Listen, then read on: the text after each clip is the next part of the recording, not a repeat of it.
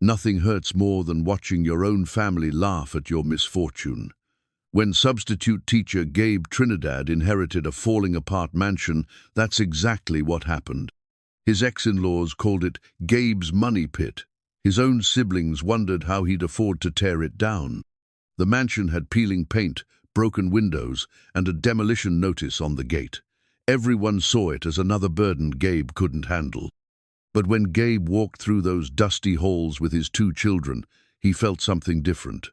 The old Victorian house held secrets that would change everything. The railroad tycoon who built it in 1898 had hidden more than anyone imagined. While fixing leaks and patching walls, Gabe and his kids found strange carvings under the wallpaper. These weren't just decorations, they were clues to a mystery that had waited over a century to be solved. But would what the family discovered in those forgotten walls be enough to save them all? Before we jump back in, tell us where you're tuning in from.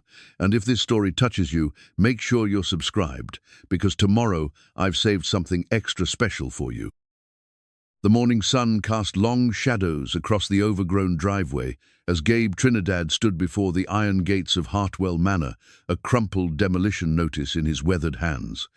At 52, he carried the weight of a man who had spent decades teaching other people's children while struggling to provide for his own. His graying hair caught the light as he studied the mansion that had become both his inheritance and his burden. "Dad, are you sure we should go in there?" Isla's voice carried the cautious curiosity of an 11-year-old who had learned to expect disappointment. She clutched her worn backpack, filled with the notebooks and colored pencils that went everywhere with her.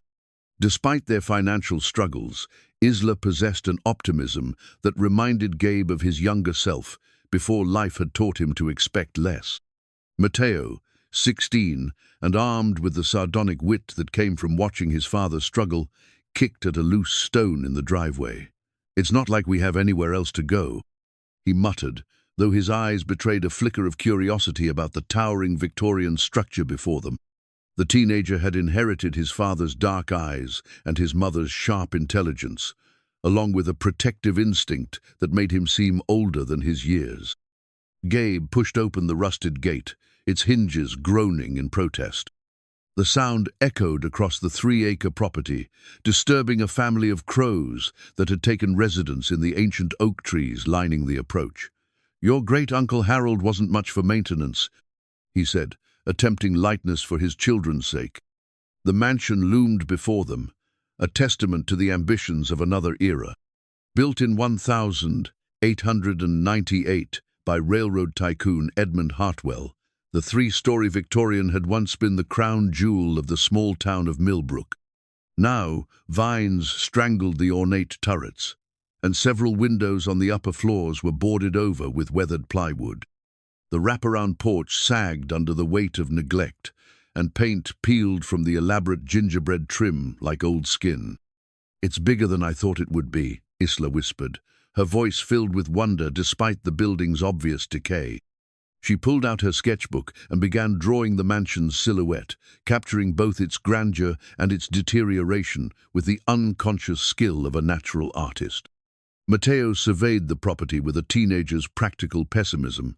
"How much do you think it'll cost to tear this place down?" he asked, though his question carried more concern than criticism. He had learned early that every decision in their household came down to money they didn't have. Gabe's throat tightened. The demolition notice gave them 90 days to either bring the structure up to code or face municipal demolition. The estimated cost for repairs exceeded his annual salary by a factor of 10.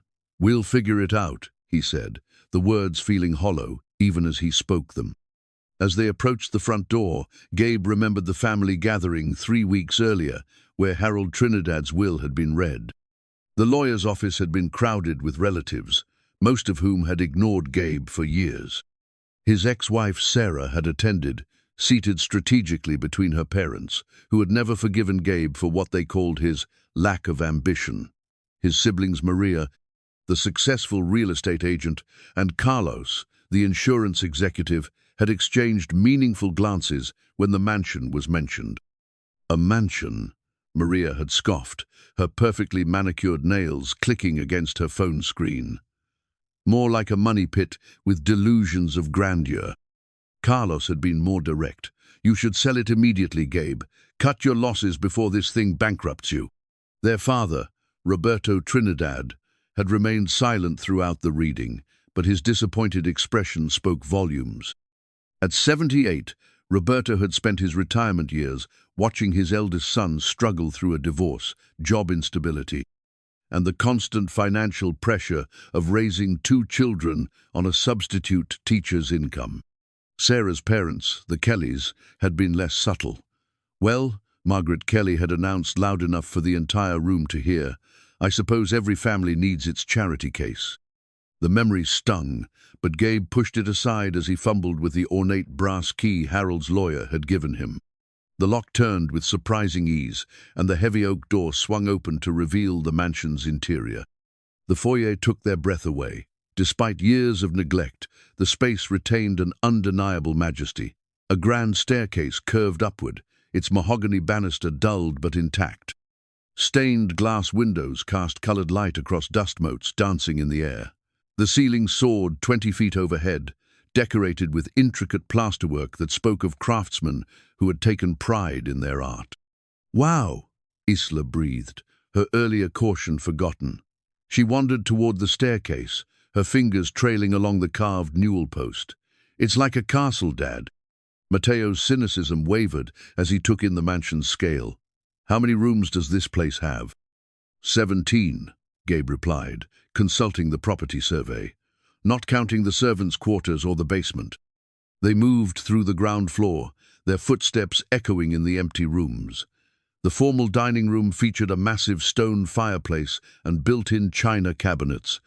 The library's walls were lined with empty bookshelves, though a few leather-bound volumes remained scattered on the floor. The kitchen, clearly added during a 1950s renovation, looked like a museum exhibit of mid-century appliances. In what had once been the parlor, Isla discovered a faded family portrait leaning against the wall.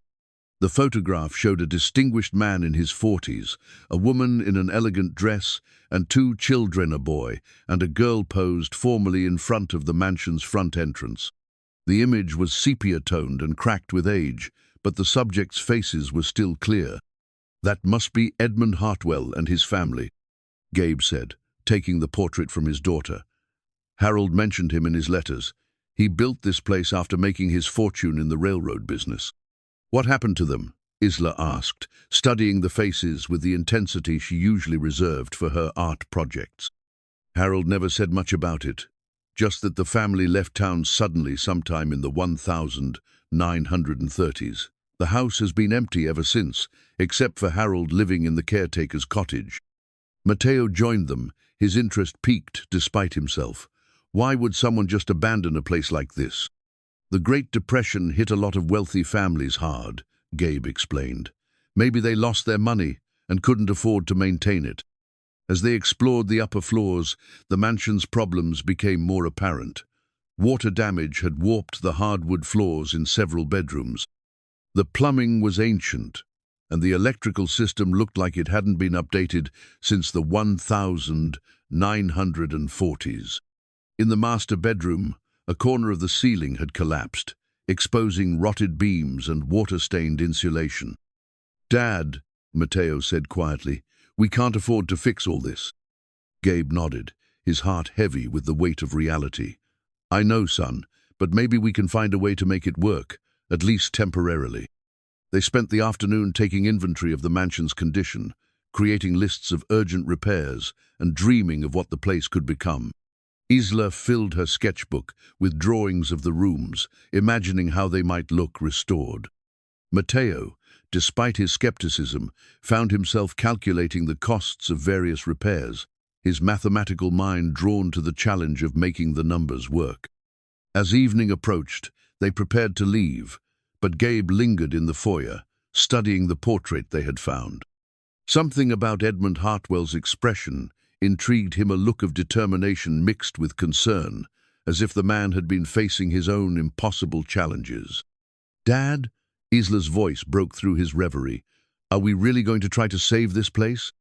Gabe looked at his daughter, seeing in her face the same hope and determination that had once driven him to become a teacher despite his family's doubts. "We're going to try, sweetheart. I can't promise we'll succeed, but we're going to try." As they walked back to their modest apartment across town, Gabe's phone buzzed with text messages from his siblings. Maria had found a demolition company willing to work cheap. Carlos had researched the property's assessed value and concluded that the land was worth more than the building. Even Sarah had sent a message suggesting they be practical about this situation. But as Gabe tucked his children into bed that night, he found himself thinking not about the mansion's problems, but about its possibilities. For the first time in years, he had something that belonged to him, something that wasn't a hand-me-down or a compromise. The mansion might be falling apart, but it was his to save or lose. That night, as he lay in his narrow bed in their cramped apartment, Gabe Trinidad made a decision that would change everything. Tomorrow, he would begin the impossible task of bringing Hartwell Manor back to life. He didn't know how, and he couldn't afford to fail, but he was going to try. Because sometimes a man needs something bigger than himself to fight for, even if everyone else thinks he's fighting a losing battle. The faded family portrait sat on his nightstand, Edmund Hartwell's determined expression seeming to watch over him in the darkness. And in that moment, Gabe felt a kinship with the long-dead railroad tycoon, two men, separated by a century, united by their willingness to bet everything on an impossible dream. 3 days later, Gabe arrived at the mansion with a toolbox borrowed from his neighbor and a determination that felt both foolish and necessary. The morning air carried the scent of autumn leaves and the faint promise of rain. Isla and Mateo flanked him as he unlocked the front door, their weekend transformed into an adventure neither had expected. "Where should we start?" Isla asked, her notebook already open to a fresh page where she had sketched a rough floor plan of the mansion's ground floor. "The kitchen," Gabe decided.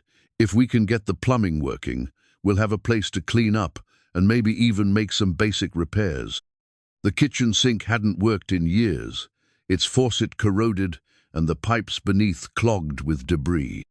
As Gabe wrestled with the ancient plumbing, Mateo explored the adjacent pantry, his flashlight beam cutting through the darkness.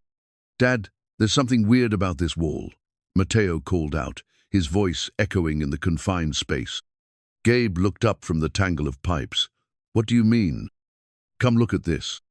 Gabe wiped his hands on his jeans and joined his son in the pantry. Mateo's flashlight illuminated a section of wall that looked different from the rest. The wallpaper was peeling more dramatically here, and the surface beneath seemed uneven. "It's like something's pushing out from behind the wallpaper," Mateo observed, running his fingers along the raised sections. Isla squeezed into the pantry beside them, her curiosity overcoming her caution. "Can we peel it back and see what's underneath?" Gabe hesitated. The wallpaper was already damaged, and they were planning to renovate anyway. "I suppose it can't hurt to look." Working together, they carefully peeled away strips of the faded floral wallpaper. What they found underneath took their breath away. Carved directly into the wooden wall were intricate symbols and patterns, not random scratches, but deliberate designs that formed a complex geometric puzzle. "What is that?" Isla whispered, her artistic eye immediately recognizing the craftsmanship involved. The carvings covered nearly the entire wall, arranged in a series of concentric circles with smaller symbols radiating outward. Some looked like mathematical equations, others resembled compass roses or star charts. In the center, a single word was carved in elegant script. "Begin." "It's like a treasure map," Mateo said, his teenage skepticism battling with genuine excitement. Gabe traced one of the symbols with his finger. The wood was smooth, polished by time and wear. "These aren't random. Someone spent a lot of time creating this." "Edmund Hartwell?" Isla suggested, remembering the portrait they had found. "Maybe. Harold never mentioned anything like this, but then again, he probably never looked behind the wallpaper." They spent the next hour examining the carvings, taking photographs and making sketches. The symbols seemed to follow a pattern, but understanding their meaning was beyond their immediate grasp. Some resembled astronomical symbols, others looked like geometric proofs, and still others appeared to be a form of code. "We need to research this," Gabe said finally. "There might be records at the library or historical society." As they prepared to leave the pantry, Isla noticed something else. "Dad, look at this." She pointed to a small section of carved text at the bottom of the wall, nearly hidden by shadows. Gabe knelt down and read the words aloud. "For those who seek what was lost, the path begins with understanding the past." "That's definitely a clue," Matteo said, his earlier cynicism replaced by genuine curiosity. The drive to the Millbrook Public Library was filled with excited speculation.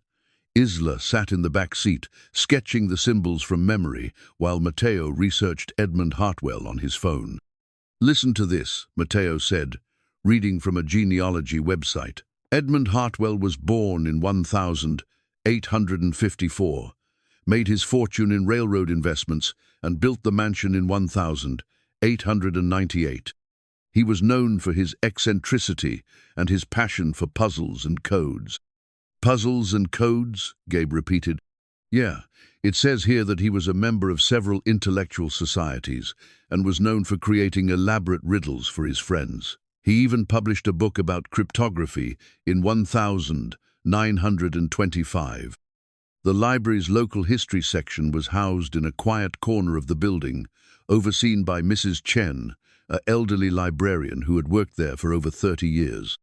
When Gabe explained what they were looking for, her eyes lit up with interest. "Edmund Hartwell," she mused, pulling several thick volumes from the shelves.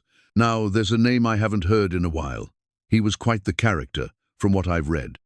The books contained photographs of the mansion in its prime, society pages from the local newspaper, and business records from Hartwell's various enterprises. But it was a 1929 newspaper article that caught Gabe's attention. "Railroad Baron Vanishes," the headline read. "Local millionaire Edmund Hartwell and family disappear without warning." According to the article, the Hartwell family had left town suddenly in October 1929, just days before the stock market crash that would trigger the Great Depression.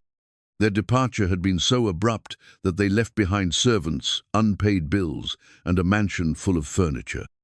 "That's strange," Gabe murmured. "If he left in such a hurry, why would he have time to carve all those symbols?" Mrs. Chen leaned over their shoulders, studying the article. "There were rumors, you know. People said he saw the crash coming and prepared for it. Some thought he had hidden his wealth somewhere before he left." "Hidden his wealth?" Isla asked. "Just local folklore," Mrs. Chen said with a smile. "Every old mansion has stories about buried treasure, but Edmund Hartwell was known for his love of puzzles. If anyone would have created an elaborate treasure hunt, it would have been him." They spent the rest of the afternoon researching, copying relevant documents, and building a picture of Edmund Hartwell as a man who had anticipated economic disaster and taken steps to protect his fortune. The more they learned, the more the carved symbols began to seem like something more than mere decoration. As they drove home, Gabe's phone rang. It was his sister Maria. "Gabe, I've been thinking about that mansion," she said without preamble. "Carlos and I want to help you with the demolition costs. We can't let you ruin yourself over this." "I'm not planning to demolish it," Gabe replied. "Don't be ridiculous. You can't afford to renovate that place. Be practical. I found something today that might change things." "What kind of something?" Gabe glanced at his children, both listening intently. "I'm not sure yet, but I think Uncle Harold's inheritance might be more valuable than we thought." "Gabe, please tell me you're not chasing some fantasy about hidden treasure." "I'm chasing the possibility that there's more to this mansion than meets the eye." Maria sighed. "You're setting yourself up for disappointment, and more importantly, you're setting those kids up for disappointment." After hanging up, Gabe sat in his car outside their apartment building, staring at the photographs they had taken of the carved symbols. Isla and Matteo waited patiently, sensing their father's internal struggle. "Dad," Isla said finally, "are we going to try to solve it?" Gabe looked at his daughter's hopeful face, then at Mateo's carefully neutral expression. They had so little in their lives that belonged to them alone. The mansion might be falling apart, but it was theirs. And now, perhaps, it held secrets that could change everything.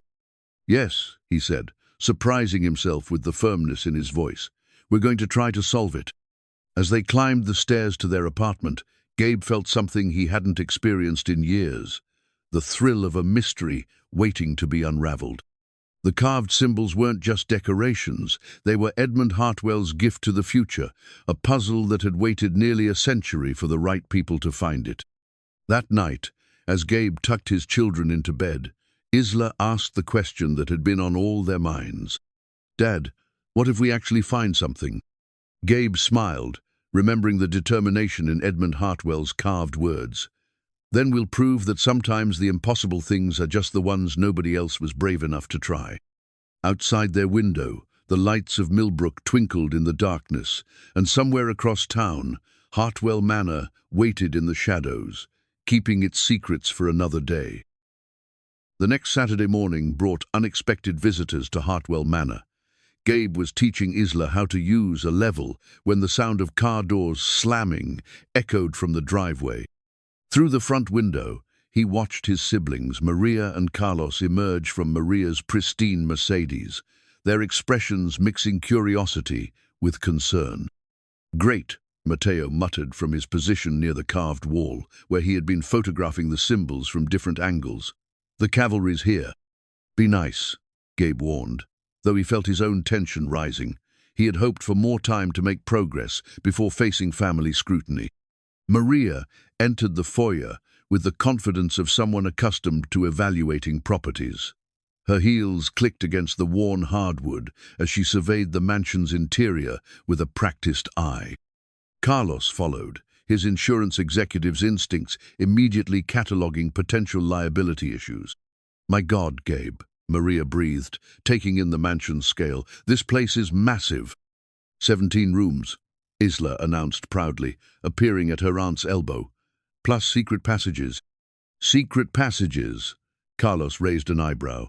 "Isla, this isn't a storybook." "Come see," Isla insisted, leading them toward the pantry where the carved symbols waited. Maria's reaction was immediate and decisive. "Gabe, these are just old decorations, maybe worth something to an antique dealer, but hardly reason to bankrupt yourself renovating this place." "They're not decorations," Mateo said, his voice carrying a defensive edge. "They're a puzzle. We researched Edmund Hartwell. He was famous for creating codes and riddles." Carlos studied the symbols with the skepticism of a man who dealt in facts and figures. "Even if they are some kind of puzzle, what makes you think it leads to anything valuable?" "Because of this," Gabe said, showing them the newspaper article about Hartwell's sudden disappearance. "He left town just before the stock market crash. A man with his resources doesn't just vanish without a plan." "Or maybe he went broke like everyone else and couldn't face the shame," Maria countered. "Gabe, you're chasing a fairy tale." Their discussion was interrupted by another arrival. A sleek black sedan pulled up outside, and a man in an expensive suit stepped out. He was tall and lean, with silver hair and the kind of confident bearing that came from success in competitive fields. "Mr. Trinidad?" The man extended his hand as he approached the front door. "Vincent Cross Development Group. I hope you don't mind the intrusion, but I heard about your inheritance and wanted to make you an offer." Gabe accepted the handshake cautiously. "What kind of offer?" "A generous one. I buy distressed properties, and I'm prepared to pay above market value for this land. Cash, quick closing, no inspections needed." "The house isn't for sale," Gabe said. Vincent's smile never wavered. "I understand you're dealing with a demolition order. That's expensive, not to mention the ongoing costs of maintaining a property this size. I could solve all your problems with one check." Maria stepped forward, her business instincts engaged. "What kind of offer are we talking about?" "200,000 for the property as is," Vincent said smoothly. "That's more than generous considering the condition and the pending demolition order." 200,000, Carlos whistled softly. "Gabe, that's more than you make in 4 years." The property isn't for sale, Gabe repeated, but his voice lacked conviction. Think about your children, Vincent continued, his tone becoming more persuasive. That money could pay for their college education, set them up for success. What can this old house give them, except debt? Isla moved closer to her father, her small hand finding his. Dad, we want to solve the puzzle. Vincent's smile flickered, just for a moment. What puzzle is that? Nothing, Maria said quickly. Kids' imaginations. You know how it is. But Vincent's eyes had sharpened with interest. I've heard the stories about this place. Local legends about hidden treasure. Surely you don't believe. Of course not, Carlos interjected. We're practical people. After Vincent left, promising to keep his offer open, the family stood in uncomfortable silence. The developer's visit had changed the dynamic, making the mansion's problems feel more pressing and the puzzle's promise more distant. Gabe, Maria said gently, $200,000 would change your life. I know. The kids would have security, college funds, a future. I know. Then why won't you consider it? Gabe looked around the foyer at the dusty grandeur that surrounded them. Because this is the first thing I've ever owned that nobody else chose for me. The first thing that's mine to save or lose. You're being selfish, Carlos said bluntly. This isn't just about you. You have responsibilities. I'm thinking about my responsibilities, Gabe replied, his voice gaining strength. I'm thinking about teaching my kids that sometimes you have to fight for what you believe in, even when everyone else thinks you're crazy. The argument might have continued, but Isla's voice cut through the tension. I solved part of it. Everyone turned to look at her.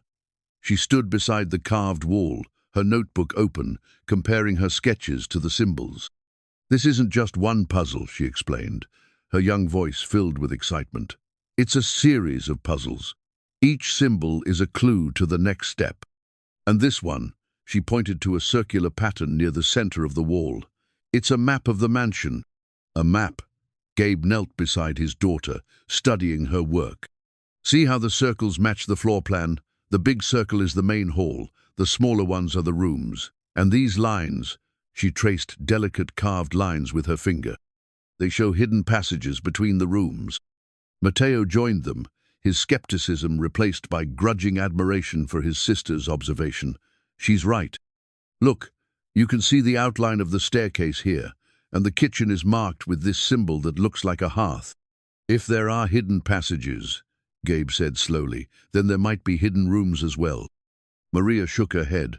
Even if that's true, it doesn't change the fact that you can't afford to renovate this place. But what if we find something that makes it worth renovating? Isla asked. Like what? Like whatever Edmund Hartwell was hiding. Carlos checked his watch. I hate to break up this treasure hunt, but I have to get home. Gabe, promise me you'll think about Vincent Cross's offer. I'll think about it, Gabe agreed, though his eyes remained fixed on his daughter's drawings. After his siblings left, Gabe sat on the front porch with his children, watching the sun set over the overgrown grounds. The mansion loomed behind them, its windows dark and secretive. Dad, Mateo said, do you really think we can solve this? I think we can try, Gabe replied. And sometimes trying is enough. Even if we don't find any treasure. Gabe considered the question. Even then, because the real treasure isn't what we might find, it's what we're learning about ourselves while we look for it. As they prepared to leave, Isla made one final discovery. Hidden in a corner of the carved wall, so small it was almost invisible, was a tiny arrow pointing toward the library. Below it, in script so faint it was barely readable, were the words, "The journey of 1,000 miles begins with a single step." That's our next clue, she announced triumphantly. Gabe smiled, feeling a sense of purpose he hadn't experienced in years. Tomorrow, they would explore the library, follow the trail that Edmund Hartwell had left for them. Tonight, though, he would dream of possibilities instead of limitations, of mysteries instead of bills, of a future built on courage rather than compromise. The mansion stood silent in the darkness, keeping its secrets for another day. But change was coming to Hartwell Manor, carried on the hopes and determination of a father who had finally found something worth fighting for. The library at Hartwell Manor had been Edmund Hartwell's sanctuary, and even in its current state of neglect, traces of its former grandeur remained. Built-in bookshelves lined 3 walls from floor to ceiling, their cherry wood dulled by decades of dust, but still bearing the craftsmanship of a bygone era. A massive desk dominated the center of the room, its leather top cracked and faded but still imposing. Following Isla's discovery of the arrow pointing toward the library, the family had arrived early Sunday morning with renewed purpose. Gabe carried a toolbox and cleaning supplies, while the children brought notebooks, cameras, and a determination to uncover the next piece of Edmund Hartwell's puzzle. The arrow was pointing this way, Isla said, consulting her sketches as they entered the library. So the next clue should be somewhere in here. The room felt different from the rest of the mansion, more intimate, more personal. Scattered books lay where they had fallen from the shelves, their pages yellowed with age. A globe on a brass stand sat in one corner, its surface showing countries and borders that no longer existed. "Look at this," Matteo called from behind the desk. He had opened the drawers and found them filled with papers, maps, and what appeared to be business correspondence. "There's a ton of stuff here."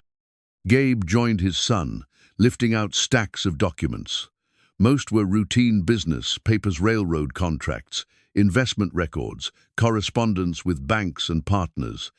But mixed among them were more personal items, family photographs, letters from Edmund's wife, and what appeared to be pages from a personal journal. "Dad, listen to this," Gabe said, reading from a letter dated September 1929. "My dear Catherine, I fear our comfortable world is about to collapse. The signs are everywhere for those who know how to read them. I have made certain preparations, though I pray I am wrong about what is coming." "He saw the crash coming," Isla said, looking up from her exploration of the bookshelves, "just like the newspaper article said." "There's more," Gabe continued reading. "I have created a trail for future generations to follow, should they prove worthy of the treasure I have hidden. The path is not for the lazy or the foolish, but for those who value knowledge and perseverance over mere wealth." Matteo stopped sorting through papers. "He really did hide something, and he wanted it to be found," Isla added, "but only by the right people." As they continued searching, Gabe found himself drawn to a particular section of the bookshelf. Unlike the others, this shelf held books that seemed deliberately arranged not alphabetically or by subject, but in a pattern that suggested intention. The books were all different sizes and colors, but they created a visual rhythm that caught his attention. "Isla, come look at this," he called. His daughter approached, her artist's eye immediately recognizing what he had seen. They're arranged by color and size to create a pattern, like a code. "Can you see what it says?" Isla tilted her head, studying the arrangement. "It's hard to tell with some of the books missing, but I think it spells out words." She pulled out her notebook and began sketching the pattern. "THE something, CHAMBER. "The chamber," Matteo repeated. "What chamber?" Their answer came from an unexpected source. As Gabe reached for one of the books to examine it more closely, it shifted under his touch, revealing that it wasn't a book at all. It was a wooden box designed to look like a book spine. Inside, they found a leather-bound journal, its pages filled with Edmund Hartwell's careful handwriting. "This is it," Gabe whispered, his voice filled with awe. "This is his personal journal." The journal was divided into sections, each dealing with different aspects of Edmund's life and work. But the section that captured their attention was titled The Preservation Project and dated from the summer of 1929. "I have spent the past months preparing for the inevitable," Edmund had written.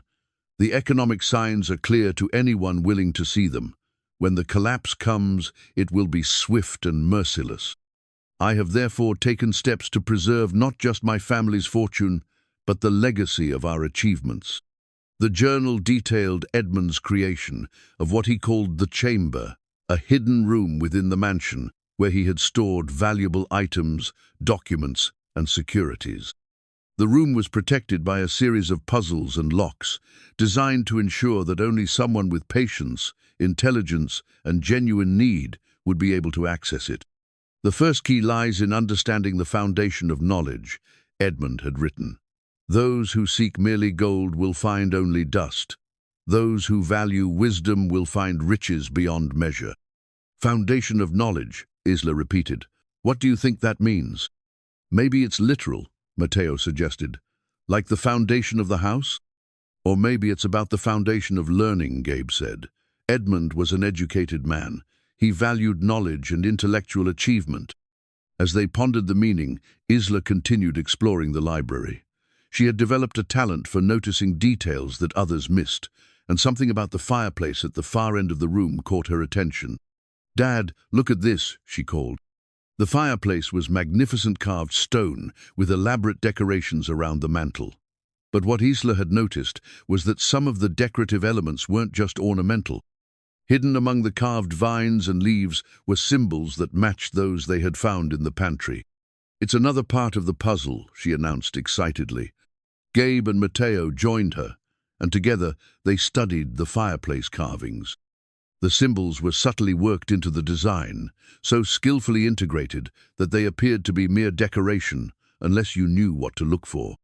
"This one looks like a mathematical equation," Matteo observed, pointing to a series of carved numbers and symbols. "And this one is definitely astronomical," Gabe added, recognizing constellation patterns from his college astronomy class. "But what do they mean?" Isla asked. The answer came from the journal. In a section dated October 1929, just days before the family's disappearance, Edmund had written, "The final preparations are complete. The chamber is sealed and the path is laid. 3 keys I have hidden, the first in the place of nourishment, the second in the place of learning, and the third in the place of rest. Only when all 3 are united will the chamber reveal its secrets." "The first key was in the pantry," Gabe said, his excitement growing. "The place of nourishment. And the second key is here in the library," Matteo added. "The place of learning. Which means the third key is in a bedroom," Isla concluded. "The place of rest." They spent the rest of the afternoon documenting their discoveries, photographing the fireplace carvings, and copying relevant passages from Edmund's journal. The journal revealed a man who had been both pragmatic and idealistic, someone who had seen economic disaster coming and had taken steps to protect not just his wealth, but his family's legacy.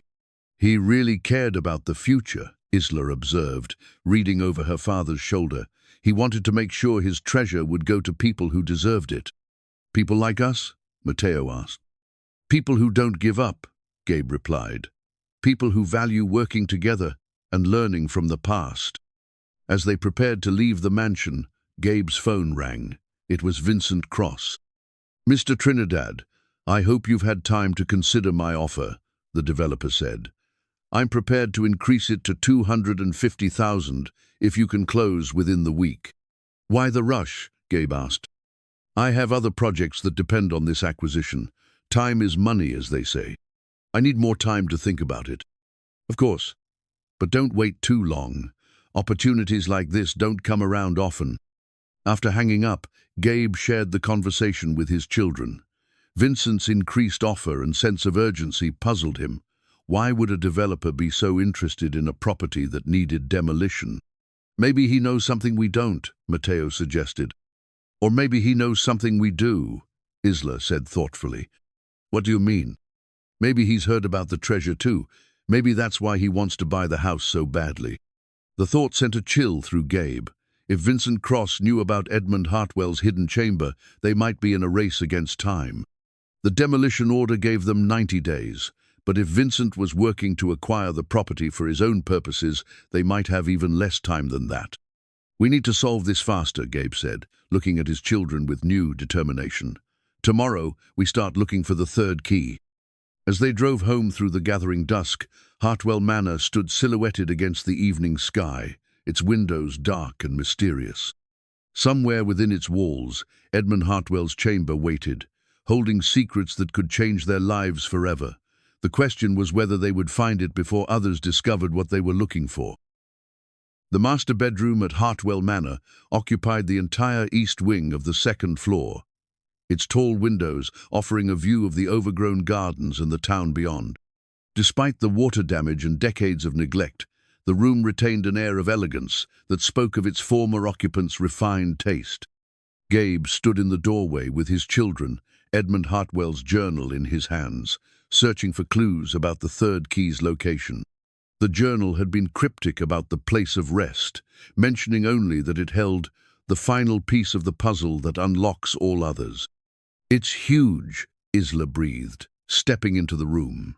Dust motes danced in the morning sunlight, streaming through the tall windows, and her footsteps echoed on the warped hardwood floor. "Where do we even start looking?" Matteo asked, surveying the room's contents. A massive four-poster bed dominated the center, its dark wood frame still solid despite the years.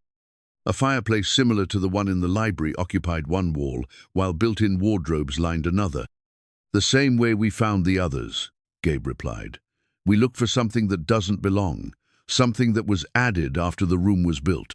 They began their search systematically, checking the fireplace first, since it had yielded clues in the library. The carved mantelpiece was elaborate, but seemed to contain only decorative elements. The wardrobes were empty, except for a few moth-eaten garments that crumbled at their touch. It was Isla who made the breakthrough.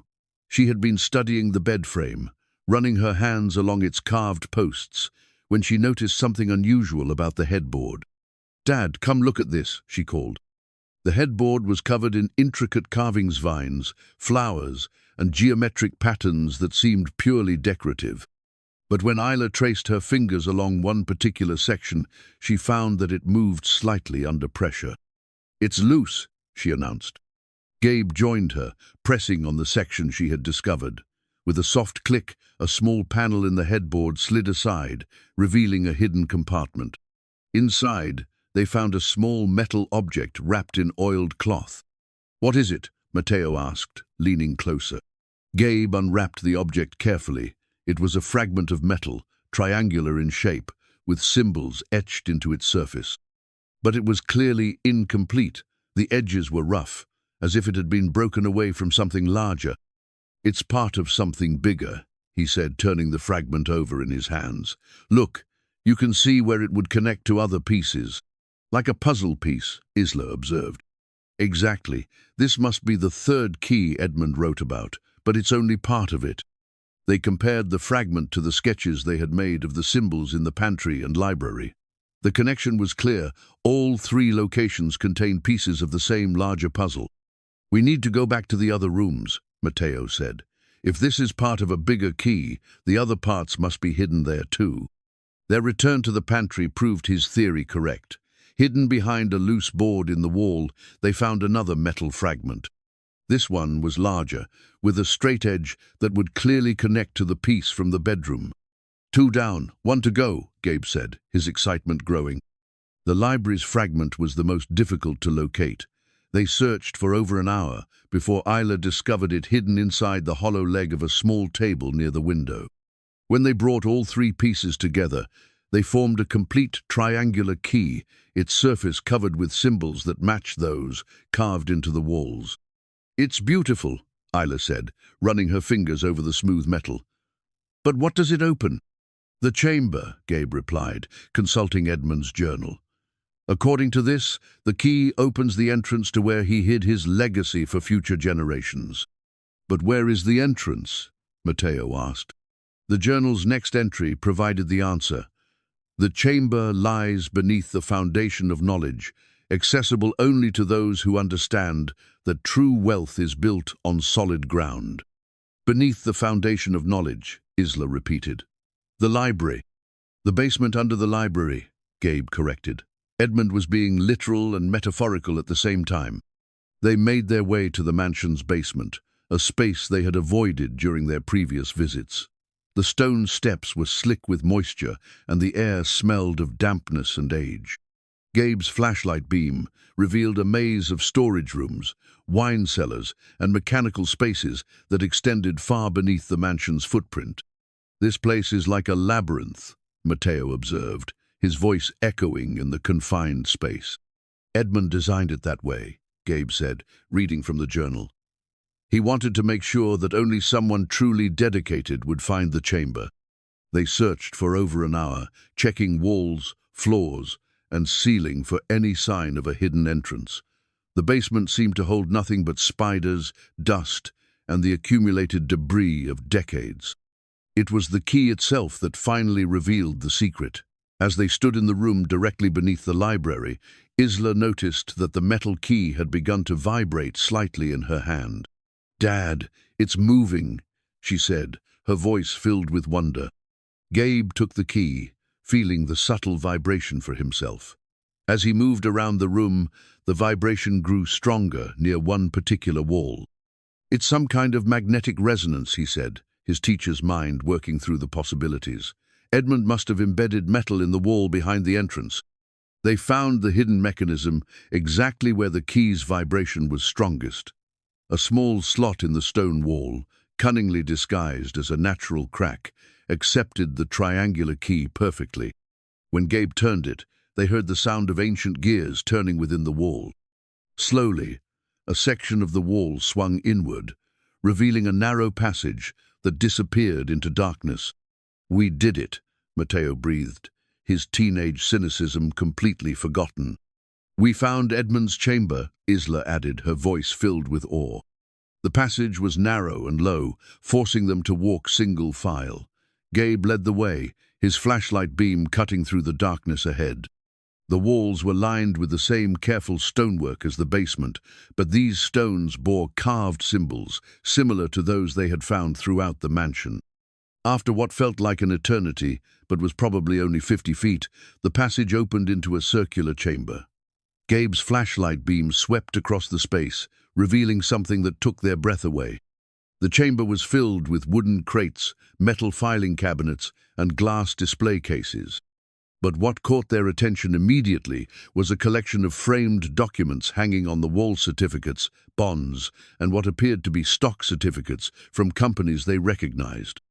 "Are those real?" Matteo asked, his voice barely above a whisper. Gabe approached one of the display cases, his flashlight illuminating a collection of documents that made his hands tremble. Stock certificates from companies that had survived the Great Depression and grown into modern giants.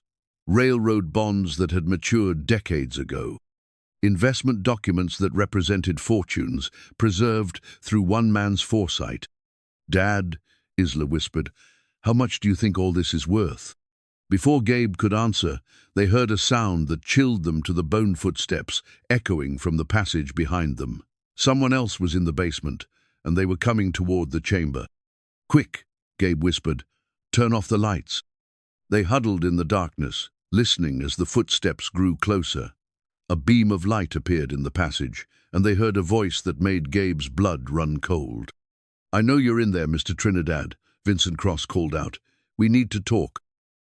Vincent Cross stepped into the chamber, his expensive suit incongruous in the underground space.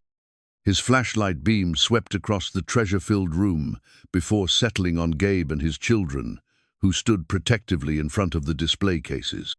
"Quite a discovery," Vincent said, his voice carrying none of the friendly charm he had displayed during his previous visits. Edmund Hartwell was more clever than anyone gave him credit for. "How did you know about this?" Gabe demanded, instinctively moving closer to his children. "The same way you did, eventually.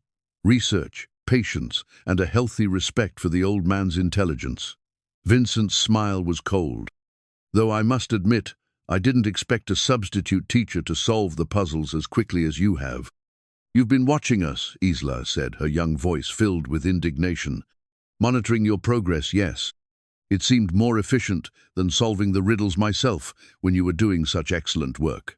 Vincent stepped further into the chamber, his flashlight beam revealing more of the treasure around them. "But now that you've found the chamber, our partnership has reached its natural conclusion." "Partnership?" Matteo's voice cracked with adolescent anger. "We're not partners. This is our inheritance. Legally, perhaps, but practically speaking, your children playing with toys you don't understand." Vincent pulled out his phone, its screen casting blue light across his face. "Do you have any idea what you've actually found here?" Gabe remained silent, but his mind was racing. The stock certificates they had glimpsed, the bonds, the other documents, if they were authentic, they could be worth millions. But Vincent's presence here meant others knew about the treasure, and their family's claim might not be as secure as they had believed. "These aren't just old papers," Vincent continued, approaching one of the display cases. Edmund Hartwell was a visionary. When he saw the crash coming, he didn't just hide his money, he invested it in companies he believed would survive and thrive. Railroad bonds that are now worth 50 times their original value. Stocks in companies that became industry leaders. Government securities that have been compounding interest for nearly a century. "How much?" Gabe asked quietly. "Conservative estimate, $200 million, maybe more, depending on the condition of the documents and the current market valuations." The number hit Gabe like a physical blow. $200 million, enough to change not just his family's life, but the lives of everyone they knew. Enough to save the mansion, restore it to its former glory, and secure his children's future in ways he had never dared imagine. "Of course," Vincent continued, realizing that value requires expertise, connections, and resources that, frankly, Mr. Trinidad, you don't possess. The authentication process alone will take months. The legal work to establish clear ownership will take years, and that's assuming no one challenges your claim." "Who would challenge it?" Gabe asked, though he suspected he already knew the answer. Edmund Hartwell had other relatives, business partners who might claim they were owed money. The state government, which might argue that abandoned property reverts to public ownership after a certain period. Vincent's smile widened. "It could get very expensive, very quickly." "But we have the inheritance documents," Isla said defiantly. "Uncle Harold left the house to Dad." "Uncle Harold left him a house," Vincent corrected. "There's nothing in those documents about hidden treasure. A good lawyer could argue that the treasure was never legally part of the estate." Gabe felt the weight of Vincent's words. The developer was right. They had found the treasure, but claiming it legally might prove more difficult than solving Edmund's puzzles. And fighting a legal battle would require resources they didn't have. "However," Vincent continued, "I'm prepared to make this simple for everyone. I'll buy your claim to the property and everything in it for $5 million, cash. No legal battles, no authentication delays, no risk." "5 million, Matteo repeated. "It's a generous offer, considering the alternatives. You walk away wealthy. I handle the complications. Everyone wins." Gabe looked around the chamber, taking in the magnitude of what they had discovered. $5 million was more money than he had ever imagined having. It would solve every problem they faced, provide security for his children, and allow him to live comfortably for the rest of his life. But something about Vincent's offer felt wrong. The developer was too eager, too prepared with legal arguments and counteroffers. He had known about the treasure before they found it, which meant he had been researching it for some time. If he was willing to pay $5 million without authentication, the treasure was probably worth significantly more. "We need time to think about it," Gabe said finally. "Of course, but don't take too long. Word has a way of getting out about discoveries like this, and the longer you wait, the more complicated things become." Vincent turned to leave, then paused at the chamber entrance. "Oh, and Mr. Trinidad, I'd be very careful about who you tell about this discovery. There are people who would do almost anything for this kind of money." After Vincent left, the family stood in stunned silence. The treasure chamber, which had seemed like a magical discovery just minutes before, now felt like a burden fraught with danger and complexity.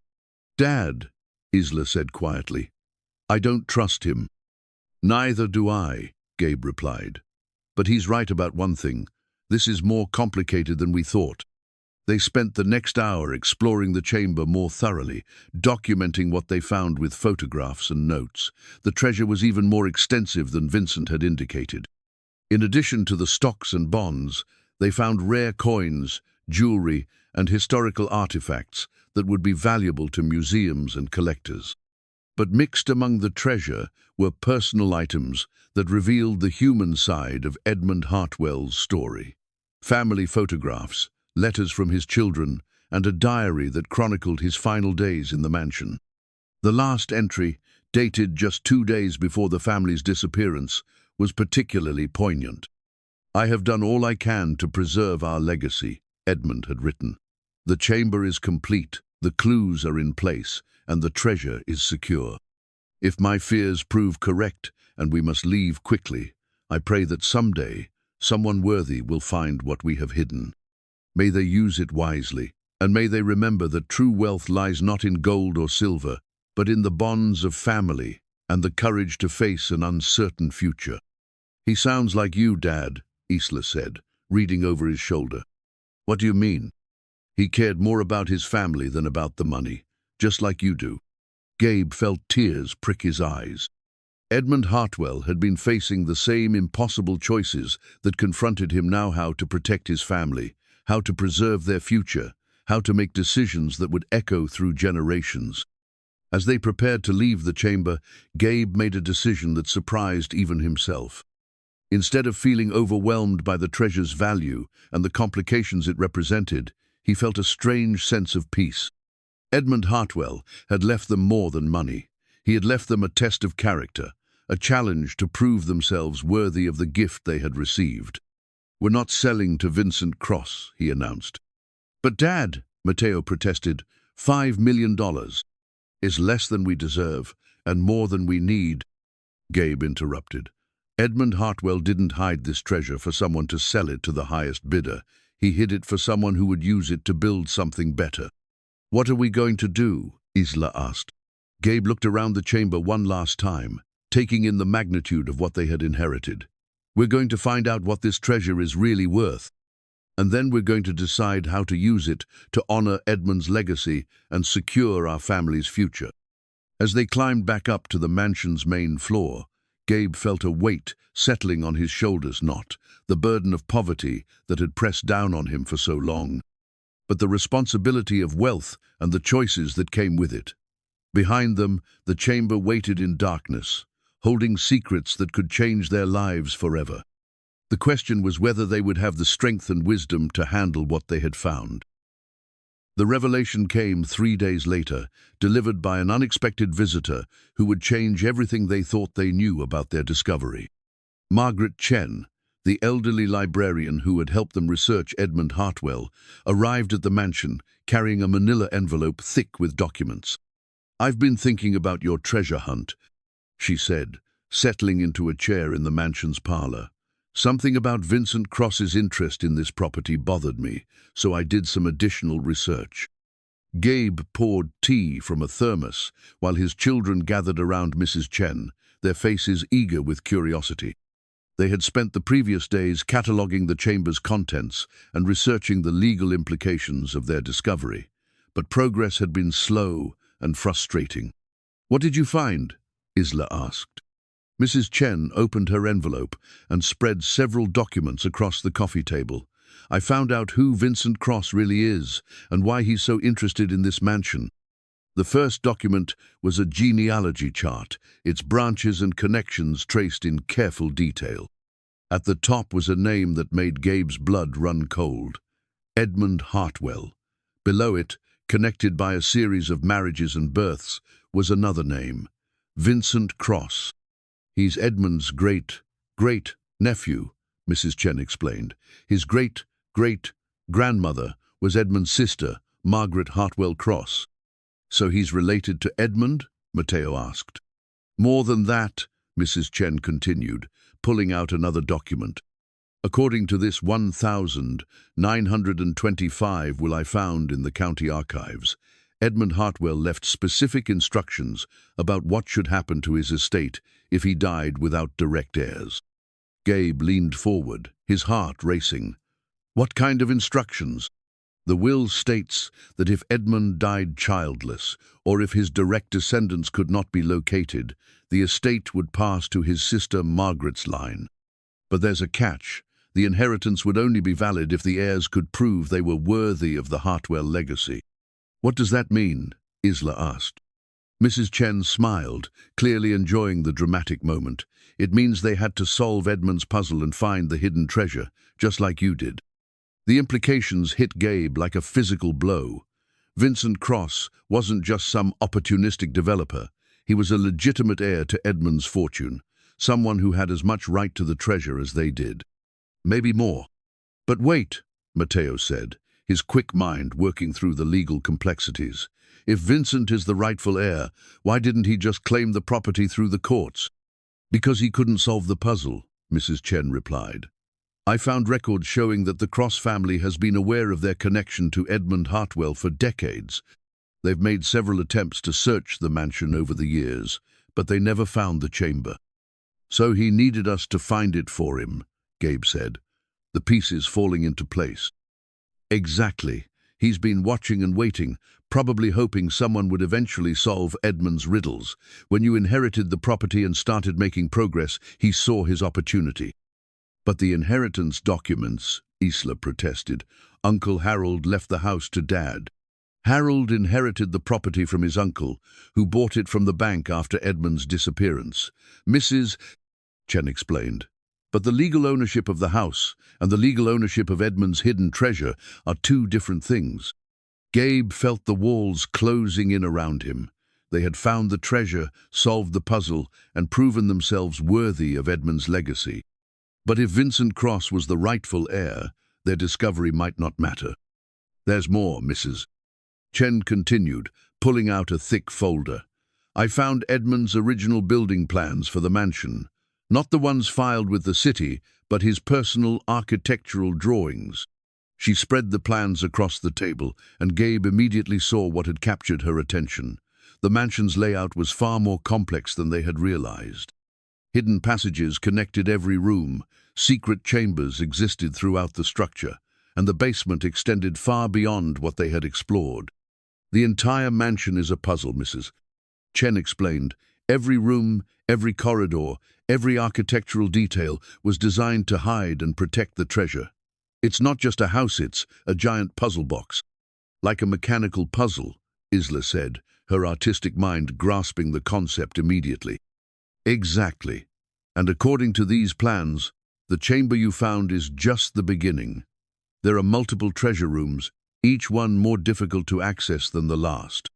Matteo studied the plans, his mathematical mind analyzing the complex geometry.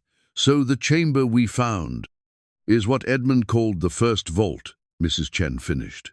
There are at least 3 more, each one containing different types of treasure. How much are we talking about? Gabe asked. Based on these inventory lists I found, the total value could be closer to $500 million. The number was so large it seemed meaningless. Gabe had grown up in a world where $1,000 was a significant sum, where $50,000 would solve most problems. $500 million was beyond his ability to comprehend. But here's the crucial part, Mrs. Chen continued, pulling out one final document. Edmund's will contains a specific clause about the treasure. It states that ownership goes to whoever can complete the entire puzzle and not just find the first chamber, but access all the hidden vaults. So finding the first chamber doesn't mean we own the treasure? Gabe asked. It means you're in the running. But according to Edmund's instructions, the treasure belongs to whoever can prove they understand the true nature of wealth by completing his final challenge. What's the final challenge? Isla asked. Mrs. Chen smiled. That's what we need to figure out. But I suspect it's not just about solving puzzles, it's about proving you'll use the treasure wisely. As they absorbed this information, Gabe's phone rang. It was Vincent Cross, and his voice carried a new urgency. Mr. Trinidad, I hope you've had time to consider my offer. I'm prepared to increase it to $10 million, but I need an answer today. Why the rush? Gabe asked. Because I've learned that my legal claim to the property is stronger than I initially indicated. I was trying to be generous, but if you force me to go through the courts, you'll end up with nothing. Gabe looked at his children, then at Mrs. Chen, who was shaking her head emphatically. I need more time to think about it. I'm afraid time is something we don't have. I'm filing a claim with the probate court tomorrow morning. After that, the property will be tied up in legal proceedings for years. After hanging up, Gabe sat in stunned silence. They had gone from thinking they owned a magnificent treasure to realizing they might lose it all to a legal challenge they couldn't afford to fight. "What do we do now?" Matteo asked. "We finish what we started," Gabe said, surprising himself with his determination. "If Edmund designed this as a test, then we need to complete it, all of it." "But Vincent has a legal claim," Isla pointed out. "Legal claims can be disputed," Mrs. Chen said. "But if you can prove you've completed Edmund's full challenge, you'll have a much stronger position. According to his will, the treasure goes to whoever proves they're truly worthy of it." "And how do we prove that?" Gabe asked. Mrs. Chen smiled, pulling out the architectural plans again. "We solve the rest of the puzzle, and we do it before Vincent Cross figures out what we're really looking for." As they studied the plans, Gabe felt a familiar sense of purpose settling over him. They had come too far to give up now. Edmund Hartwell had created his treasure hunt for someone exactly like them, someone who would value the journey as much as the destination, someone who would use the treasure to build something better rather than simply hoard it. The mansion around them suddenly felt different, not just a building, but a living puzzle waiting to be solved. And somewhere in its hidden chambers and secret passages lay the key to their future. "Where do we start?" Isla asked, her young voice filled with determination. Gabe looked at his children, seeing in their faces the same courage and intelligence that had brought them this far. "We start by remembering what Edmund wrote in his journal. True wealth isn't measured in dollars, it's measured in the courage to face an uncertain future and the wisdom to use what we've been given to help others." "You really think we can beat Vincent Cross?" Matteo asked. "I think we can prove we're worthy of Edmund's legacy," Gabe replied, "and sometimes that's enough."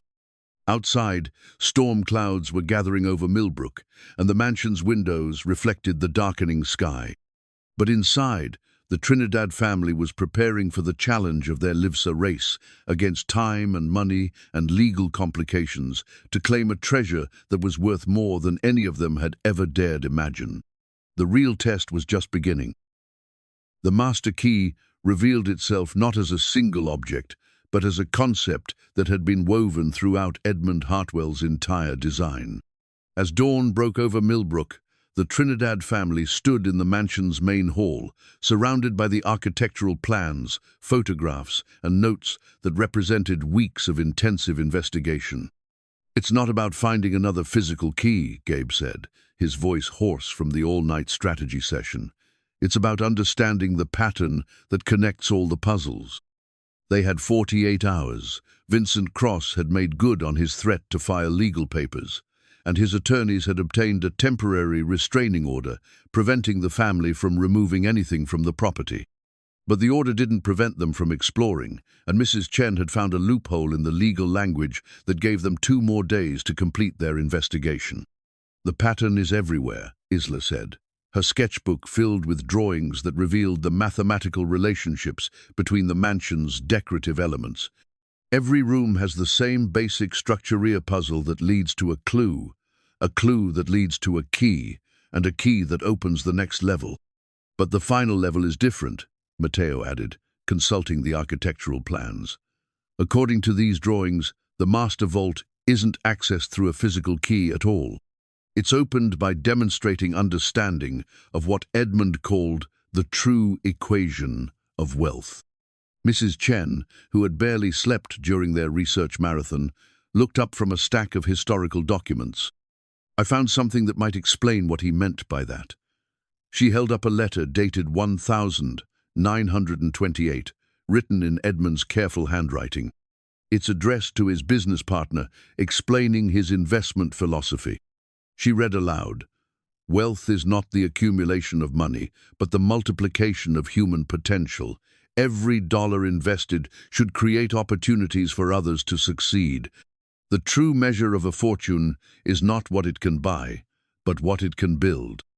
He was talking about using money to help people, Isla said.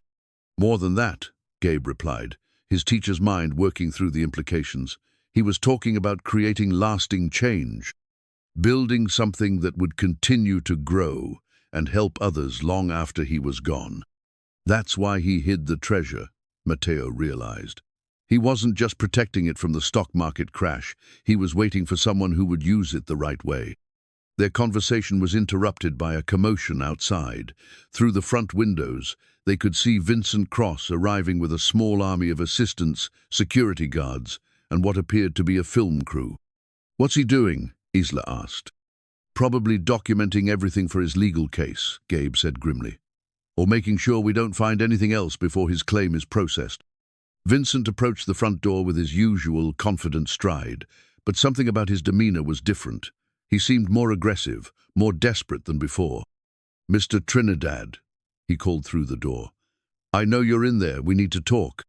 Gabe opened the door, keeping his children behind him. "What do you want, Vincent?" "I want to make one final offer. $20 million. Cash, for your claim to the property and everything in it. You have 1 hour to decide." "Why the sudden generosity?" Gabe asked. Vincent's smile was tight. "Because I've run out of patience. My legal team is confident we'll win in court, but litigation takes time. I prefer to resolve things quickly. And if we say no, then you'll be fighting not just me, but the state of Connecticut, which has filed its own claim, arguing that the treasure represents abandoned property that should revert to public ownership." Gabe felt his heart sink. The state's involvement changed everything. Fighting Vincent Cross would have been difficult enough, but battling the government was virtually impossible for a family with their limited resources. "You have 1 hour," Vincent repeated, then turned and walked back to his waiting vehicles. "Dad, what are we going to do?" Isla asked, her voice small and frightened. "We're going to finish what we started," Gabe said, his voice gaining strength. "We're going to solve Edmund's final puzzle." "But how?" Matteo asked. "We don't even know where the master vault is." "Yes, we do," Gabe replied, studying the architectural plans with new understanding. "It's not hidden in the mansion at all. It's hidden in plain sight." He led them outside, walking around the mansion's perimeter, while Vincent's team watched from a distance. The building's exterior was as elaborate as its interior, with decorative elements that seemed purely ornamental but now revealed themselves as part of Edmund's grand design. "The entire mansion is the master key," Gabe explained. "Every architectural detail, every decorative element, every room and corridor, they're all part of one massive puzzle." "But how do we solve it?" Isla asked. "By understanding what Edmund was really trying to teach us," Gabe said. "Remember what he wrote about the true equation of wealth. He wasn't just talking about money, he was talking about legacy, about building something that would last." They returned to the mansion's interior, where Mrs. Chen was waiting with a discovery that would change everything. "I found Edmund's final journal," she announced, holding up a leather-bound book that had been hidden inside a secret compartment in the main hall's central pillar. "It contains his complete instructions for the final challenge." The journal's last entry was dated the day before the Hartwell family's disappearance, and it revealed the true nature of Edmund's treasure hunt. "The final test is not about finding the master vault, but about proving worthy of its contents. The treasure belongs to whoever can demonstrate that they understand the true purpose of wealth, to create opportunity, to build community, and to leave the world better than they found it. The master vault will reveal itself to those who can answer a single question: what will you do with this treasure that will matter 100 years from now?" "It's not about solving puzzles," Gabe said, understanding flooding through him. "It's about proving we'll use the treasure responsibly." "But how do we prove that?" Matteo asked. "By showing Edmund's spirit what we plan to do with his legacy," Isla said, her artistic intuition grasping the concept immediately. They spent the remaining time before Vincent's deadline, not searching for hidden chambers or decoding cryptic symbols, but planning.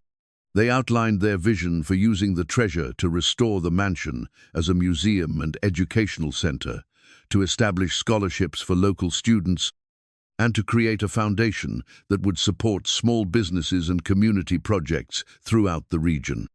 "It's about more than just our family," Gabe said as they worked. "It's about using Edmund's gift to build something that will help others long after we're gone." As the hour approached, they made their final preparations. Vincent's team had grown larger, with news vans and curious onlookers gathering outside the mansion. The story of the treasure hunt had leaked to the media, and the pressure was mounting. 5 minutes, Vincent called through the door. "Are you ready?" Gabe asked his children. "Ready for what?" Matteo asked. "To prove we're worthy of Edmund's trust." They gathered in the main hall, standing beneath the elaborate chandelier that had presided over the mansion for more than a century. Following Edmund's instructions, they spoke aloud, their plans for the treasure, their commitment to using it wisely, and their promise to honor his legacy. As they finished their declaration, something extraordinary happened. The chandelier began to move, its crystal prisms catching the light and casting rainbow patterns across the walls. Hidden mechanisms that had waited nearly a century activated, and the floor beneath their feet began to shift and change. "The master vault," Isla breathed. The main hall's floor had become a complex mechanism, its wooden panels sliding apart to reveal a spiral staircase that descended into a chamber far grander than anything they had imagined. The walls were lined with documents, artifacts, and treasures that represented not just Edmund's wealth, but the collected wisdom and resources of a man who had dedicated his life to building something lasting. "We did it," Matteo said, his voice filled with awe. "No," Gabe corrected, looking at his children with pride. "We proved we deserved the chance to try." Outside, Vincent's deadline had arrived, and his patience had run out. The sound of his approaching footsteps echoed through the mansion as he prepared to claim what he believed was rightfully his. But the Trinidad family had found something more valuable than money. They had found their purpose. And sometimes, that's the greatest treasure of all. The hidden vault door stood open before them, its brass surface gleaming despite nearly a century of concealment. The circular entrance was set into the mansion's foundation, accessed through a mechanism so ingenious that its very existence challenged everything they thought they knew about 19th century engineering. "This is impossible," Matteo whispered, running his fingers along the door's edge. The technology to build something like this didn't exist in Edmund's time. Edmund Hartwell was more than just a businessman, Mrs. Chen said, consulting her historical documents. He was an inventor, an engineer, and a visionary. He held patents for railroad safety devices, mining equipment, and mechanical calculators that were decades ahead of their time. The vault door itself was a masterpiece of craftsmanship. Its surface was covered with intricate engravings that told the story of Edmund's life and philosophy. At the center, a single inscription read, "For those who understand that true wealth lies in service to others." "Dad, look at this," Isla called from inside the vault. Her voice echoed strangely in the circular chamber, which was larger than anything they had imagined. The walls were lined with steel filing cabinets, each one labeled with dates and categories. Display cases held artifacts that gleamed in the light of their flashlights. "It's like a museum," Gabe breathed, stepping into the chamber. "Everything is perfectly preserved." The vault's contents were staggering: stock certificates from companies that had grown into modern giants, government bonds that had been accumulating interest for nearly a century, rare coins and precious metals that represented a fortune in themselves. But scattered among the financial instruments were personal items that revealed the human side of Edmund's legacy. "Look at this," Matteo said, opening a leather portfolio. "It's a letter addressed to the worthy finder of this treasure." Gabe took the letter, his hands trembling as he read Edmund's final message aloud. "If you are reading this, then you have proven yourself worthy of the responsibility I am placing in your hands. The treasure you have found is not merely wealth, it is opportunity. Use it wisely, and it will grow beyond your wildest dreams. Use it selfishly, and it will become a burden that will destroy you and your family. I have spent my life building something that I hope will outlast me. Now that responsibility passes to you. The choice is yours. Will you be a steward of this legacy, or merely its temporary custodian?" "There's more," Matteo said, continuing to read. "He's left specific instructions for how the treasure should be handled, including the names of trustees and lawyers who can help with the legal complications. Above them, They could hear Vincent Cross's voice growing more agitated as he realized something significant was happening. His footsteps echoed through the mansion as he searched for the source of the mechanical sounds that had accompanied the vault's opening. "We need to document everything," Gabe said, his mind racing. "If Vincent finds us here, we need proof that we followed Edmund's instructions correctly." They worked quickly, photographing the vault's contents and copying crucial documents. The treasure was even more extensive than they had imagined, not just stocks and bonds, but real estate deeds, patents, and business agreements that represented ownership stakes in companies across the country. "Dad," Isla said quietly, "this is scary. This much money. It changes everything." "It changes everything only if we let it," Gabe replied. "Edmund left us instructions for a reason. We need to follow them." The sound of approaching footsteps grew louder, and Vincent's voice carried clearly through the mansion's halls. "I know you're here, Trinidad. Whatever you found, it belongs to me by right of inheritance." "Should we close the vault?" Mateo asked. "No," Gabe said firmly. "We have nothing to hide. We solved Edmund's puzzle fairly, and we're prepared to accept the responsibility he's giving us."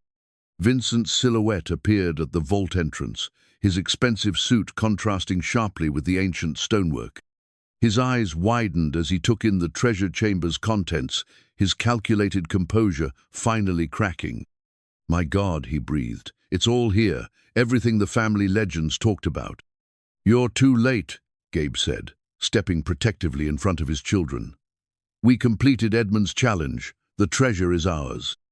"You completed the puzzle," Vincent corrected, his voice hardening. "But that doesn't make you the legal owner. I have a court order that gives me authority over this property and everything in it." "Your court order applies to the house," Mrs. Chen said, emerging from the shadows with a document in her hand. "But according to Edmund's will, the treasure belongs to whoever proves themselves worthy of it. That's a separate legal matter entirely." Vincent's face flushed with anger. "You're making a mistake, all of you. This treasure is worth hundreds of millions of dollars. You can't just walk away with it because you solved some old puzzles." "We're not walking away with it," Gabe said calmly. "We're accepting responsibility for it. There's a difference." "You're a substitute teacher," Vincent spat. "You have no idea how to handle this kind of wealth. You'll lose it all within a year." "Maybe," Gabe acknowledged, "but that's our choice to make. Edmund trusted us with his legacy. We're going to honor that trust." Vincent's composure finally shattered completely. "I won't let you steal what belongs to my family." "Then you'll have to prove you're worthy of it," Gabe replied, "just like we did." The confrontation was about to escalate when the sound of sirens filled the air. Someone had called the police, and the situation was about to become much more complicated. Hartwell's final letter lay open on the vault's central table, its aged paper seeming to glow in the chamber's artificial light. The letter had been Edmund's ultimate gift, not just instructions for the treasure's use, but a complete legal framework that would protect whoever found it from exactly the kind of challenge Vincent Cross was mounting. "Listen to this," Mrs. Chen said, her voice cutting through the tension as police sirens grew louder outside. She held up a document that had been sealed with the letter. "It's a legal trust established in 1929, with provisions that automatically activate when the treasure is discovered by someone who completes the full challenge." "What does that mean?" Isla asked, her young voice steady despite the chaos erupting around them. "It means Edmund anticipated this exact situation," Mrs. Chen explained. "The trust supersedes all other claims to the treasure. Whoever opens the master vault according to his instructions becomes the legal trustee, with full authority to manage and distribute the assets." Vincent's face went pale. "That's impossible. My lawyers would have found any existing trust documents." "Not if they were sealed and held by a law firm that's been waiting nearly a century to execute them," Mrs. Chen replied, pulling out business cards and legal documents. Edmund used 3 different law firms in 3 different states to ensure his instructions would be carried out exactly as he intended. The sound of footsteps echoed through the mansion as police officers entered the building. Gabe could hear their voices calling out, searching for the source of the disturbance that had been reported by Vincent's security team. "We need to get out of here," Matteo said, looking nervously toward the vault entrance. "No," Gabe said firmly. "We have nothing to hide. We solved Edmund's puzzle fairly, and we're prepared to face whatever comes next." "You're making a mistake," Vincent said, his voice desperate now. "The media attention alone will destroy your family. This kind of wealth attracts attention you can't imagine. People will come after you. Your children will be targets. Your entire life will change." "Our life was already changing," Gabe replied. "The question is whether we'll change it for the better or let fear control our decisions." The police officers found them a few minutes later, their flashlights cutting through the vault's shadows. The lead officer, a middle-aged man with sergeant's stripes, looked around the chamber with obvious amazement. "Well," he said slowly, "I've been a cop for 20 years, and I've never seen anything like this. Someone want to explain what's going on here?" Vincent stepped forward, his businessman's instincts taking over. "Officer, these people are trespassing on property that's under legal dispute. They've broken into a sealed vault and are attempting to steal valuable artifacts." "That's not true," Gabe said calmly. "This is my inherited property, and we discovered this vault through legitimate research. We have documentation to prove everything we've done." "Documentation?" the sergeant asked. Mrs. Chen stepped forward with her folder of legal papers. "I'm Margaret Chen, head librarian at Millbrook Public Library.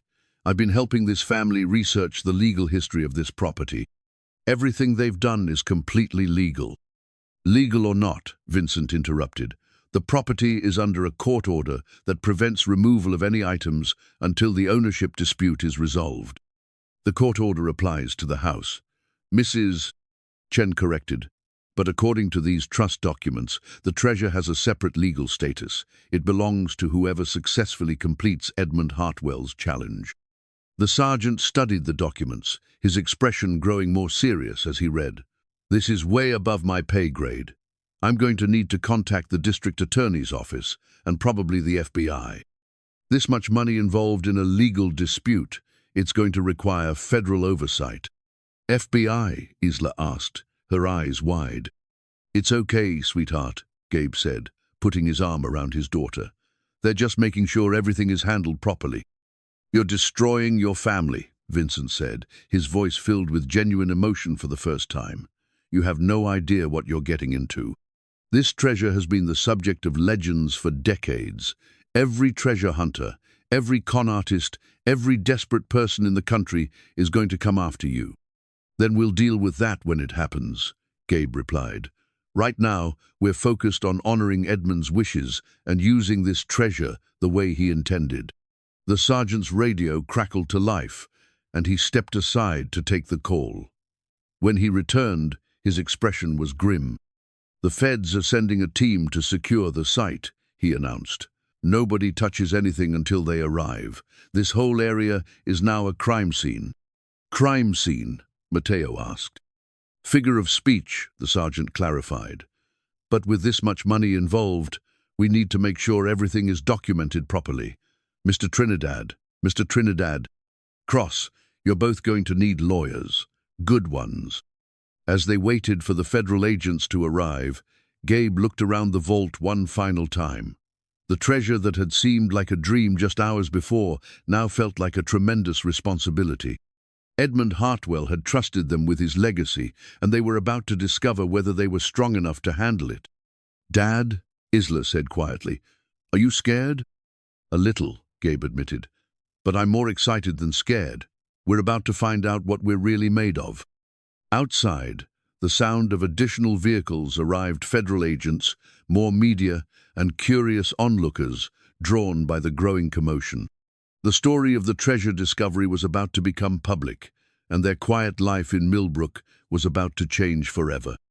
But in the depths of Edmund Hartwell's vault, surrounded by the wealth of a visionary who had trusted them with his most precious gift, the Trinidad family stood together, ready to face whatever came next. Hartwell's final letter lay open on the... 6 months had passed since the discovery of Edmund Hartwell's treasure, and the restored family portrait now hung in the mansion's main hall, beautifully framed and illuminated by the same chandelier that had revealed the master vault. But this portrait was different from the faded photograph they had found on that first day. This one showed the Trinidad family, dressed in their finest clothes, standing proudly in front of their restored home. Gabe stood in the doorway of what had once been a decrepit library, now transformed into a bright, welcoming space filled with new books, comfortable reading chairs, and the gentle hum of scholars and students pursuing their research. The Hartwell Foundation, established with Edmund's treasure, had become everything he had hoped it would be: catalyst for education, opportunity, and community growth. "Dad, the Hartford Courant wants to interview you again," Isla called from the mansion's front desk, where she had been helping visitors sign up for the afternoon tour. At 12, she had become the Foundation's unofficial ambassador, her natural warmth and enthusiasm making her a favorite among the thousands of visitors who came to see the mansion and learn about Edmund's story. "Tell them I'll talk to them after the school group leaves," Gabe replied, checking his watch. The restored mansion now served as a museum, educational center, and community hub, drawing visitors from across the country who came to see the house that had hidden a treasure for nearly a century. Mateo emerged from the basement, where he had been giving a tour to a group of engineering students from the state university. At 17, he had grown into his role as the Foundation's technical coordinator, helping to maintain the mansion's complex mechanical systems and continuing to solve the puzzles that Edmund had left throughout the building. "The kids loved the demonstration of the vault mechanism," he reported. "3 of them are already talking about changing their majors to mechanical engineering." "Edmund would be proud," Gabe said, smiling at his son's enthusiasm. "That's exactly what he hoped would happen." The legal battles had been resolved more quickly than anyone had expected. Edmund's trust documents had been ironclad, designed by a man who had anticipated every possible challenge to his posthumous instructions. Vincent Cross's claim had been dismissed, and the state's attempt to seize the treasure had been overturned by a federal judge who ruled that Edmund's puzzle constituted a valid legal test of worthiness. But the real victory hadn't been in the courtroom. It had been in the months that followed, as the Trinidad family learned to handle the enormous responsibility that came with their newfound wealth. They had honored Edmund's wishes, using the treasure to create something lasting and beneficial for their community. The Hartwell Foundation had established scholarship programs for local students, funded small business loans for entrepreneurs, and provided grants for community improvement projects. The mansion itself had been transformed into a center for learning and culture, hosting concerts, lectures, and educational programs that drew visitors from around the world. "Mr. Trinidad," a familiar voice interrupted his thoughts. Sarah, his ex-wife, stood in the doorway with an expression that mixed pride with something that might have been regret. "I wanted to thank you again for including the kids in the Foundation's work. Isla and Mateo are thriving." "They're the reason we're here," Gabe replied. "Edmund's treasure was never just about money. It was about creating opportunities for the next generation." Sarah nodded, her eyes taking in the restored mansion's beauty. "I owe you an apology. When you first inherited this place, I thought you were being irresponsible. I was wrong." "You were trying to protect the children," Gabe said gently. "That's what good parents do." "What good parents do is believe in their children's potential," Sarah corrected, "and believe in each other's ability to rise to meet challenges. You did that. I didn't." Their conversation was interrupted by the arrival of Mrs. Chen, who had become the Foundation's chief historian and archivist. She carried a thick folder of documents and wore the satisfied expression of someone who had made an important discovery. "I found something you need to see," she announced, spreading papers across the library's central table. "I've been researching other wealthy families from Edmund's era, looking for similar treasure hunts or hidden legacies." "Did you find any?" Isla asked, joining them with the curiosity that had made her such an effective puzzle solver. "3 so far," Mrs. Chen replied. "All of them from the same time period, all of them involving puzzles and challenges designed to test the worthiness of potential heirs. It appears Edmund, was part of a larger movement among wealthy individuals who wanted to ensure their fortunes would be used responsibly. A movement? Gabe asked. They called themselves the Stewardship Society, Mrs. Chen explained. Wealthy industrialists and entrepreneurs who believed that great fortunes came with great responsibilities. They created elaborate systems to ensure their money would go to people who would use it to benefit society. Are any of the other treasures still hidden? Matteo asked, his puzzle-solving instincts engaged. That's what I'm trying to find out, Mrs. Chen said with a smile. I thought the foundation might be interested in helping other families discover their own Edmund Hartwell moments. As the afternoon wore on, the mansion filled with its usual mix of visitors, students, and community members. The building that had once been a symbol of abandonment and decay had become a beacon of hope and opportunity. The treasure hunt that had begun with family mockery had evolved into something far greater, a legacy that would benefit generations to come. That evening, as the last visitors departed and the mansion settled into its peaceful nighttime routine, Gabe stood once again in the main hall, looking up at the family portrait. The faces in the photograph showed the quiet confidence of people who had found their purpose and were using their gifts to make the world a better place. Dad? Isla appeared beside him, her notebook tucked under her arm. I've been thinking about what Mrs. Chen said, about the other hidden treasures. What about them? Maybe that's our next adventure. Maybe we're supposed to help other families discover what Edmund discovered, that the real treasure isn't the money, but the opportunity to use it wisely. Gabe smiled, remembering the scared, struggling man who had first stood in this hall 6 months ago. That man had been looking for a way to save his family from financial ruin. What he had found instead was a way to save his family from something far worse, the small, limited life that comes from believing you're not capable of something great. You know what, sweetheart, he said, putting his arm around his daughter. I think that's exactly what we're supposed to do. Outside, the lights of Millbrook twinkled in the darkness, and the town that had once pitied the substitute teacher with the crumbling mansion now looked up to the family who had transformed a burden into a blessing. The treasure hunt was over, but the real adventure, the adventure of using their gifts to help others, was just beginning. And in the hidden depths of the mansion, Edmund Hartwell's final chamber waited silently, its secrets safe in the hands of the people who had proven themselves worthy of the responsibility.